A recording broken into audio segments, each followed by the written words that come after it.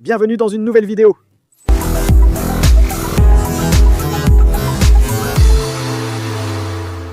Comme vous pouvez le voir, Drifter s'est acheté un trépied.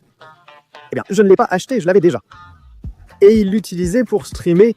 Il y avait une lumière comme dirigée vers moi, mais bon, je ne stream plus. J'avais le trépied et j'ai dû lui acheter un petit adaptateur. Mais ça va, non? Que pensez-vous de ces petits t-shirts que je me suis fait faire? Pour être honnête, je n'ai jamais vraiment été fan de mon ancien logo, surtout parce qu'il m'a été donné par une amie qui n'en était pas une. Elle m'a dit qu'elle allait me le concevoir et elle m'a fait payer. Et l'autre jour, en vérifiant sur mon ordi, eh bien, comme je ne sais pas trop, je me suis mis à regarder mon logo, à l'analyser, et j'y suis allé parce qu'elle m'a envoyé comme un fichier de... Elle m'a présenté en détail le logo et j'ai réalisé que les lettres étaient en fait des lettres ordinaires. C'est de l'Arial Black avec un logo aléatoire. Je me suis dit, pourquoi ne pas créer mon propre logo? Que je suis designer? Et je me suis mis à bosser dessus, et j'ai littéralement fait toutes les lettres une par une, et ça m'a plu. Et il y a le 7 au centre, j'ai fait les R à la taille du 7. Je ne sais pas, ça m'a plu. Je vous les montre de plus près, et puis je me suis fait faire quelques petites plaques différentes. Je ne vais pas les mettre en vente pour l'instant, dites-moi dans les commentaires si vous l'achèteriez. En réalité, ce n'était pas prévu, mais si vous voulez, nous pouvons volontiers en faire fabriquer. Certaines sont sympas. Évidemment, je les ai fait fabriquer en Chine, et je sais, le roi de la Chine, vraiment. Et elles sont bien, le tissu est agréable, il est un peu usé, ça m'a plu, elles sont oversize. Bon, passons à ce pourquoi on est venu, ma séance, mettons-nous au travail, pas sur le moteur directement, mais sur le compartiment moteur. Donc Pop the Hood Drifter a plusieurs petits trucs parmi eux. La climatisation ne fonctionne pas. Imaginez, à Miami, et je vais vous montrer depuis le début, la vidéo sera sympa. Je vous dis ce que je veux lui faire avant tout, même si vous ne le croyez pas. La batterie n'est pas fixée, elle a de la corrosion, elle est comme oxydée. Ici, je n'aime pas. Les câbles sont lâches. Regardez, tu peux littéralement les retirer. L'autre jour, dans le groupe B, je saluais tout le monde et j'ai dit que je m'en allais. Et il ne démarrait pas vraiment, littéralement. La voiture est morte et c'est parce que les câbles de la batterie s'étaient détachés. Donc c'était bizarre, mais bon, on va les réparer. On a la base de la batterie dans le coffre. Évidemment, on va tout resserrer, on va nettoyer les connexions. Je veux repeindre l'admission. Je pense que c'est très évident que tout est décapé. Ça va être un vrai casse-tête parce que je dois tout démonter, mais ce sera vraiment apprécié. Je dois réparer la climatisation, il y a beaucoup de petites choses à faire, donc oui, on va s'y mettre. Regardez comme c'est étrange, je voulais vous le montrer. Et je me suis rendu compte de cette pièce, je l'ai remarqué parce que par les petits jets, ça a projeté de l'eau comme ça, tout d'un coup, sans raison, et je m'en suis rendu compte.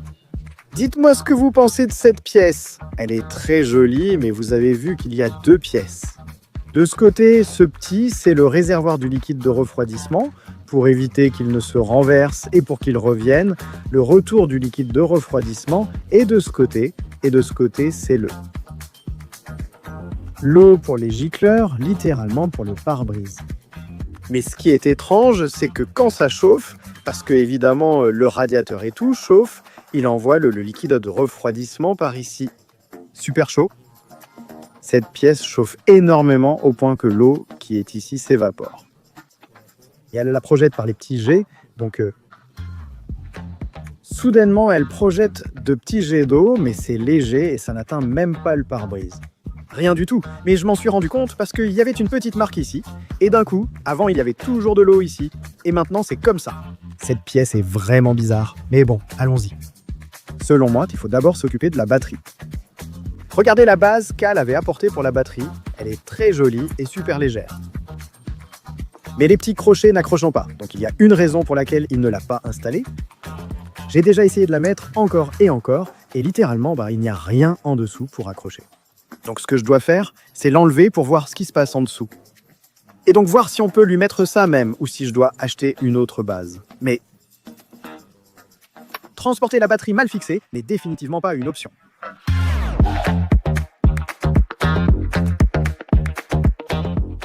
Comme vous pouvez le constater, c'est rouillé et très sale. Je vais nettoyer un peu pour tenter d'éliminer le maximum de rouille. Peut-être un petit coup de peinture aussi, tant qu'à faire. Si tout est déjà démonté, ça ne ferait pas de mal de le repeindre. Vous ne pensez pas? Oui ou quoi? Et on la remonte pour que vous puissiez voir la différence. On a du boulot, les frères. Je vais donner un petit coup de ponçage. On va poncer un peu là. Un coup de peinture et c'est parti.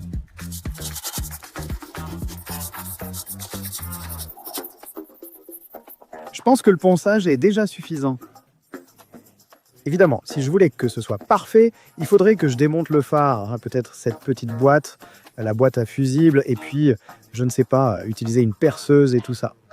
Mais je pense que pour le moment, peut-être que si je garde la voiture longtemps, je le ferai.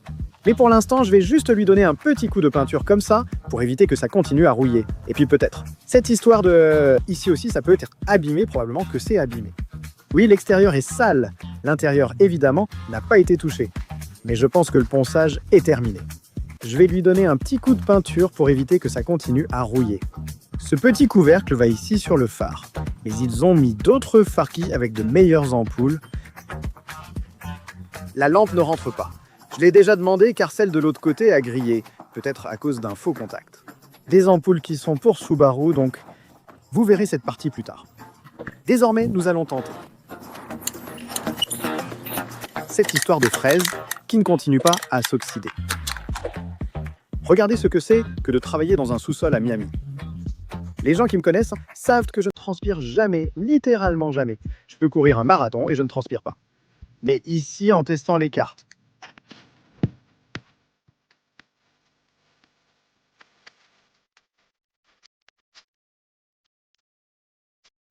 Maintenant, c'est bon, c'est bien fixé les frères. Très bien fixé. Tout est déjà en ordre, Pintadito, comme il se doit. Et pour couronner le tout, on va laisser cette batterie au top. Et maintenant, oui, pour l'essai, excellente batterie, utilisons le nettoyant pour contact WD-40 Specialist. C'est une merveille, on va l'appliquer. Vous avez déjà vu les bornes? Elles sont en très mauvais état, et c'est très important que les bornes soient en bon état. Sinon, le contact ne se fait pas bien. Tu peux même endommager l'électronique de ta voiture. Le cul peut être endommagé, les pièces peuvent être abîmées, et la voiture peut tomber en panne. Alors, avec ça, on s'assure qu'elle soit toujours au top.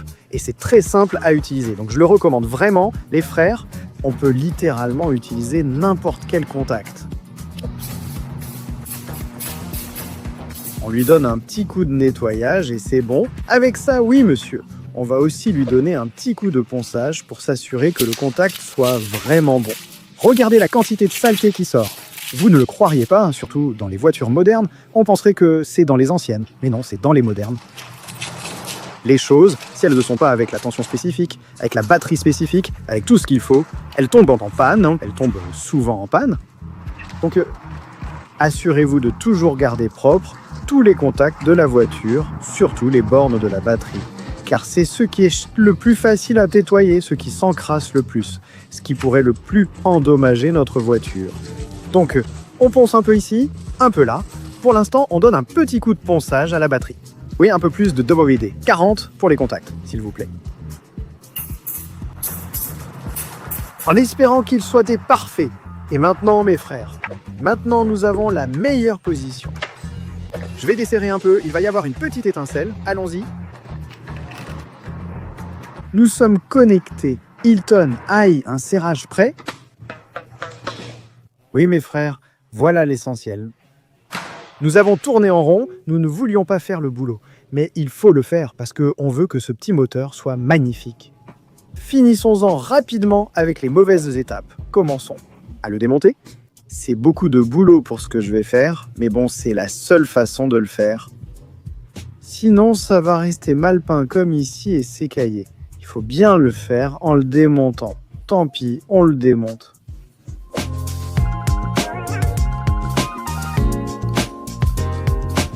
Frère, tout allait parfaitement bien jusqu'à ce que l'inévitable se produise. Et une vis ici est foirée, là, on le voit là, c'est celle-là, juste là, celle-là, littéralement. Vous avez vu la tête, comment elle est abîmée? J'ai essayé de desserrer et je n'ai pas pu, alors j'ai même utilisé une petite clé plate crantée et c'est bon. Complètement abîmé. Le problème c'est que c'est vraiment et vraiment inconfortable, alors je ne sais pas quoi faire, tout le reste est déjà enlevé, littéralement. C'est déjà la seule vis qui me reste et je ne sais pas quoi faire. Parce que je ne sais pas comment enlever cette vis qui est complètement abîmée. Toutes les vis sont sorties, elles étaient assez rouillées. On est à Miami. Mais c'est le cas de la grande majorité des vis. Donc je suppose que celle-là aussi, elle est rouillée et très serrée. Donc je ne sais pas quoi faire, je réfléchis, je suis trempé. Mais si je devais l'enlever, le couper ou quelque chose comme ça, il n'y a aucun moyen que je puisse atteindre cet endroit. Donc, il faudrait que je démonte encore plus. Je ne sais pas comment enlever l'intercouleur qui gêne le turbo. Alors je ne veux pas en arriver au point de devoir démonter la moitié de la voiture. En fait, je n'irai même pas jusque-là. Je préfère tout remonter plutôt que d'en arriver là. Donc je vais essayer de l'enlever d'une façon ou d'une autre. Et sinon, je vous raconterai. Les frères, je pense que ma journée est finie, il se fait tard et je n'ai pas beaucoup avancé. Je pense que la façon de résoudre ça, c'est de casser cette vis d'une manière ou d'une autre, parce que je ne peux pas l'extraire, elle rentre. C'est-à-dire, la clé rentre à peine pour l'enlever. Donc pour l'extraire, il faudrait passer par un endroit où je ne peux pas accéder. Donc je pense que la façon la plus simple sera de l'enlever, de le couper. Je vais essayer de percer la tête et d'y mettre une clé Allen pour voir si par pur hasard ça marche. Mais pour ça, j'ai besoin de forêts. Et pour ça, je dois aller à Home Depot. Alors allons-y, allons les chercher. Les forêts sont arrivées et nous sommes prêts. Nous sommes prêts pour une autre session de tout donner pendant 2 jours aux Ubi et je n'ai pas encore fini de les démonter. Mais bon, c'est comme ça, il y a des tuyaux partout. Des tuyaux et encore des tuyaux de tuyaux, des tuyaux de vide ici, de vide là-bas derrière. Je ne comprends pas d'où sortent tous ces tuyaux. Mais bon, ok, on a déjà fait un trou. Là, on peut voir. Regardez juste la précision du drifter. Et maintenant, je vais mettre une clé et on va voir si ça marche. Ça vient juste de me venir à l'esprit. Bon, ça m'est venu hier. Et espérons que ça fonctionne à l'instant crucial. On a déjà mis la clé Allen. On ne voit pas très bien, mais bon, elle est là. La clé Allen est insérée dans la vis et on va tourner. Volta. Évidemment, ça, comme vous pouvez l'imaginer, on a mis du WD-40 dessus. À fond. Et donc, croisez les doigts, ça, les frères. J'espère qu'on ne va rien prendre d'important, les frères. Je ne sais pas si je l'ai desserré ou cassé, mais dans les 2 cas, c'est une réussite. Ah papa, c'est desserré, on l'a desserré. Oui monsieur, ouf. Bien drifter, bien Alonso Drifter, une machine. Le drifter, voici la vis. Eh bien la clé Allen a fonctionné, quelques coups, un peu de chauffe, mais au final c'est sorti et c'est sorti entier. C'est ça l'important. S'il s'était cassé, j'avais déjà fait le trou assez grand, je l'ai fait petit et j'ai tordu une clé Allen, je l'ai agrandi et j'ai encore tordu une clé Allen. Et au final, je l'ai fait énorme. Et j'ai dit, bah bon, je ne voulais pas le faire aussi grand parce que la vis pouvait casser. J'ai dit, bon, si ça casse, tant pis. Et il n'est pas sorti en un seul morceau. Alors c'est ben, j'ai tourné. Je crois et j'espère que cette fois, on pourra tout sortir. Il ne nous manquait plus rien. C'est incroyable, non? Si ça avait été la première vis, j'aurais pensé que toute la voiture serait comme ça et je n'aurais même pas commencé à la démonter. Ça arrive toujours avec la dernière, je ne comprends pas pourquoi. C'est toujours elle qui est abîmée ou qui ne veut pas venir. Mais bon, c'est bon, théoriquement, tout est prêt. Mais ce n'était pas tout, qu'est-ce que j'en sais, moi? À chaque minute, je comprends pourquoi ils ne l'ont jamais démonté. Le démonter pour la peinture, je le déconseille. Je suis allé manger et je me suis regardé plusieurs tutoriels et je faisais vraiment n'importe quoi. Je dois démonter entièrement la voiture et retirer l'intercouleur qui n'a même pas été enlevé auparavant.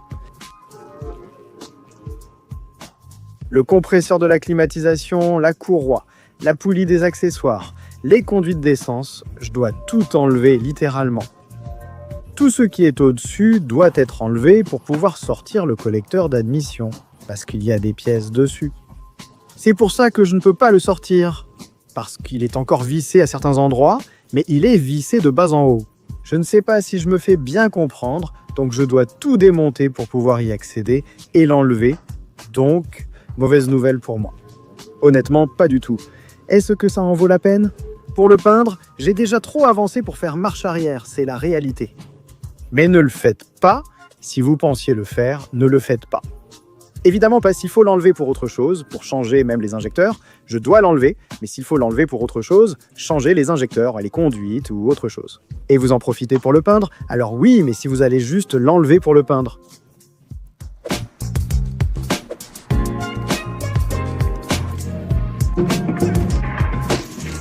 Adieu, Intercooler. Frère, ne sous-estimez pas la stupidité. Ce que je fais est stupide car les efforts que j'y consacre n'en valent pas la peine par rapport aux résultats obtenus. Juste pour peindre cette pièce, en plus, sûrement qu'en la montant, je vais la rayer, c'est super difficile.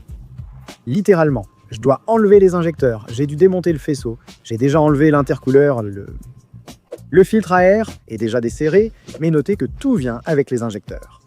Non, c'est vraiment une bêtise. Mais bon, je l'avais déjà commencé. J'ai réfléchi et je me suis dit que je devrais tout remonter. Je transpire, je suis trempé. Je me suis dit que puisque je l'avais déjà démonté, autant tout remonter et l'enlever, non? Sinon, à quoi bon se donner tout ce mal pour le remonter à l'identique? Franchement, non. Alors je me suis mis en tête que j'allais l'enlever, et je vais l'enlever, mais ne le faites pas vous-même.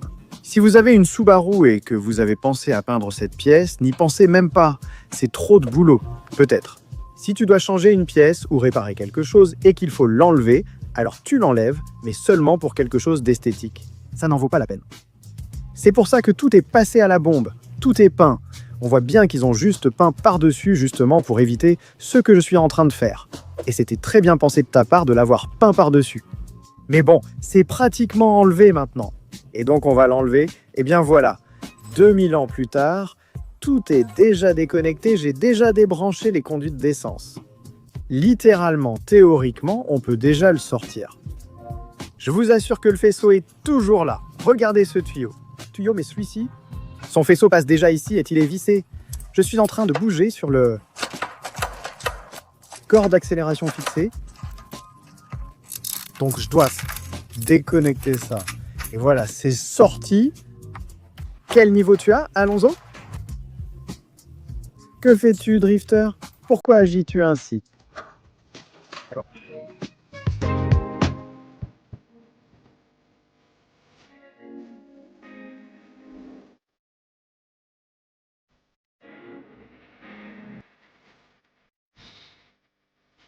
Et je continue à démonter déjà dans l'appart, les gars. Je suis énervé, je ne comprends pas pourquoi je fais ça, mais c'est fait, la pièce est sortie. Mais bon, ici on a le corps d'accélération, là vont les injecteurs, les conduites d'essence. Je vais en profiter pour donner un petit coup de nettoyage à tout ça, c'est vraiment sale. J'ai déjà bouché l'admission, je vais mettre du ruban de masquage pour bien la couvrir et y aller sans crainte. Pour lui donner un coup de nettoyage, je vais utiliser ce dégraissant pour moteur de WD-40 que je vous avais déjà montré. Je vous l'avais montré sur la Maserati. Honnêtement dit, ça m'a vraiment bluffé, ça l'a laissé très propre, le meilleur ami du drifter. On va l'utiliser sur celui-ci et vous verrez comme il deviendra propre. Pour l'utiliser, il suffit de le vaporiser sur la surface. Ensuite, vous pouvez passer une serviette, de l'eau ou rien du tout pour l'enlever. Le produit part littéralement tout seul. Ici, c'est zéro, c'est conçu pour les moteurs. Donc tu n'as pas à t'inquiéter si ça abîme, parce que ça n'abîme pas, au contraire.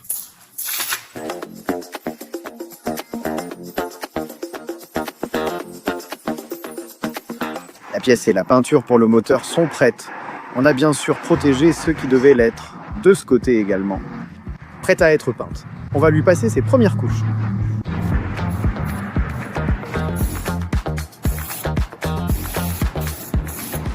Voici la deuxième couche. Ça commence à être beau, je vous assure.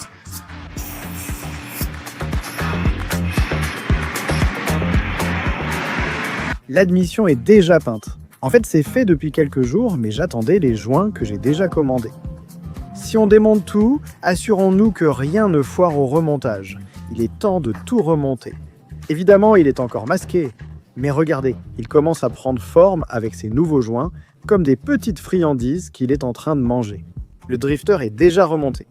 Mesdames et messieurs, ça y est, le moment de vérité, le moment que le drifter a repoussé tout ce temps. Il est temps de le monter dans sa voiture. Pour être honnête, j'ai peur. Je sens que j'ai démonté beaucoup de choses et enlevé beaucoup de pièces dont je ne sais pas comment je vais les remettre. Mais bon, il y a toujours un tutoriel sur YouTube et mes vidéos, dont une enregistrée il y a 2 jours, que je peux regarder et analyser pour voir comment je l'ai démonté afin de le remettre.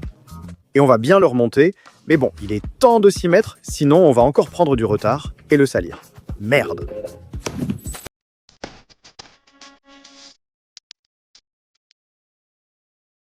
Comme ça, avec les tuyaux bleus qui glissent dans quelque chose sur le corps, non? Du sang avec des veines et... Les artères, oui ou non? Comme si c'était le cœur. Bien, mes amis, je suis prêt. Après 1 heure d'efforts intenses, c'est enfin réussi. La petite voiture commence déjà à reprendre forme. J'aime faire ces choses et démonter les voitures. Et de se lancer sans savoir, parce qu'en réalité, tu te lances sans savoir sur une nouvelle voiture. Eh bien, c'est que tu apprends. Tu apprends énormément avec la Z. Je connais déjà tout sur ces moteurs, tout sur les LS, tout sur les NS54, qui n'ont pas marché. Tu fais beaucoup de recherches et ça t'aide. Pourquoi faire? Je ne sais pas, comme la racine carrée. Je ne vais plus jamais démonter une Subaru de ma vie, alors à quoi ça me sert? Je ne sais pas, mais maintenant je connais bien la voiture et ça me plaît. Au final, si j'ai un ami qui a une Subaru, si un jour je décide de préparer une Subaru, eh bien, il peut dire non, mais si un jour je décide, je ne sais pas, de la modifier ou quoi que ce soit, je sais déjà comment ça se passe. Je suis entré sans rien savoir, avec un peu de peur pour être honnête. Mais on commence à s'y faire et à prendre goût à la voiture aussi. Maintenant, il faut connecter des petits tuyaux, des petits tuyaux, des petits tuyaux, des petits tuyaux. Super outdoor.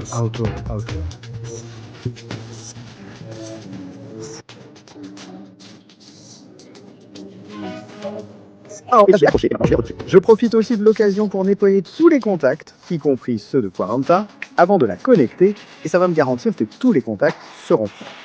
Super. Maintenant, comme la pièce est démontée, je vais tout nettoyer avec un chiffonnier.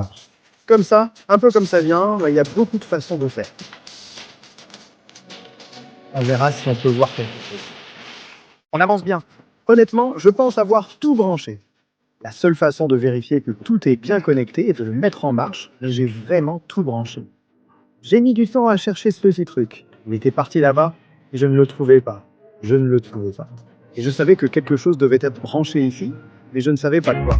Et là tout de suite, c'est bon. Je l'ai déjà trouvé, donc maintenant nous sommes contents, littéralement. Tout est déjà assemblé, la voiture. Il manquait le filtre à air et l'intercouleur. Mais le plus inquiétant était autre chose. Tous les tuyaux de dépression du canister, des gaz et autres sont déjà connectés. Je suis excité et content de l'avoir assemblé. Es-tu un peu inquiet?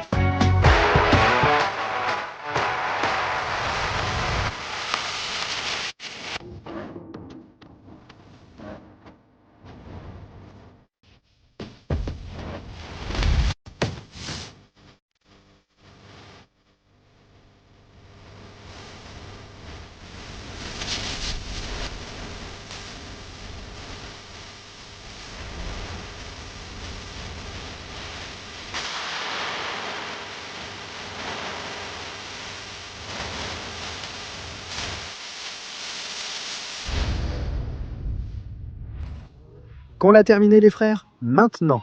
Bien sûr, on va l'essayer. Mais d'abord, je vais prendre une douche rapide. Ensuite, on sortira pour le tester. Si jamais il démarre. Parce que je me suis assuré que tout soit bien branché, mais vous savez comment ça commence. Tu penses avoir tout branché d'un côté, mais en revenant de l'autre, tu découvres quelque chose de débranché. Alors c'est comme, eh ben oui, selon moi, j'ai déjà tout branché, mais peut-être pas. Alors on va l'essayer et vérifions que tout fonctionne comme prévu. Parce que franchement, avoir fait tout ça juste pour le peindre, n'est-ce pas, messieurs, ce n'était pas très malin de ma part. Le résultat, oui, on profite vraiment d'une belle baie, non? Petit tuyau bleu, tube rouge. Oui, ça a l'air bien mieux. Ça en vaut vraiment la peine une fois fini, mais ça fait 1 semaine que j'y travaille. Je ne pense pas qu'il soit plus simple de déconnecter les tuyaux. Et tapisser, même si tu mets 1 semaine à tapisser, je pense que c'est plus facile de passer 1 semaine à tapisser que d'avoir la voiture à l'envers. Mais bon, allons nous doucher. 15 secondes allumées et il n'y a toujours pas de voyant moteur. On est toujours bon, tout va bien. Jusqu'à présent, tout va bien, les frères. Je suis très fier, la température est bonne, il ne fait pas de bruit bizarre ou étrange. Apparemment, tout s'est passé comme prévu, sans aucune panne pour l'instant.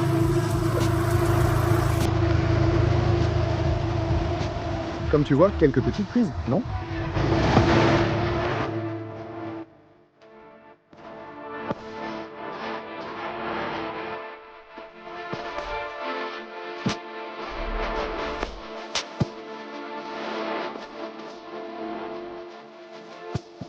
Et voilà mes frères. Qu'en pensez-vous de tout ce qu'on a fait avec la Subaru? La Subaru prend forme, c'est tout ce que je dirais. Selon moi, je n'allais rien faire d'extrême, mais des choses sérieuses arrivent pour la Zubi. De plus, elles sont déjà à la maison. Attendez les prochaines vidéos et dites-moi dans les commentaires ce que vous en avez pensé. Drifter, tu es allé trop loin. Tu n'aurais pas dû faire ça. Fais ce que tu veux. Nous avons redonné vie à Zubi après l'avoir un peu démonté entièrement. Ça aurait pu être fait autrement, laissons comme ça, mais bon, on se voit dans la prochaine.